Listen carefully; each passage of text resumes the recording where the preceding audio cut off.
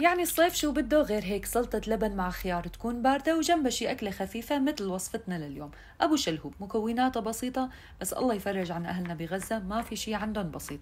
تعالوا شوفوا الطريقة. أول شي عندي حبة بصل فرمتها فرم ناعم. هلأ بيقولولي ما بينحط لها بصل، ما بتحبوا البصل لا تحطوا بصل ولا تزعلوا حالكم. وهون عندي كم حبة كوسة خرج شيخ المحشي، أنا بحب الكوسة يكون حجمها صغير. المهم قطعتهم بهذا الحجم، ما بدي إياهم لا رفاع ولا سماك مشان يتقلوا. وبطنجرة على النار حطيت معلقة كبيرة من السمنة ونزلت عليها بالبصلة وقلبتها لدبلت. بعدين ضفت معلقة صغيرة من الثوم، كمان الثوم اختياري. بعدين ضفت لهم الكوسة، شوية ملح فلفل أسود ورح أقلبهم على نار وسط. بعدين غطيهم وارجع اقلبهم من وقت لوقت لحتى يتقلوا وياخذوا لون حلو. ما بدها بهارات كثيرة هالأكلة. بعدين عندي كاستين من البرغل الخشن غسلتهم بس ما بدهم نقع وضفتهم فوق الكوسة وقليتهم شوي. بعدين غمرتهم مي وضفت لهم مكعب مرقة دجاج اختياري وزبطت الملح وعلى نار عالية. وبس تقرب تنشف المرقة بحط كزبرة خضراء ومعلقة من السمن البلدي، كمان الكزبرة اختيارية، نص الأكل اختياري الحمد لله.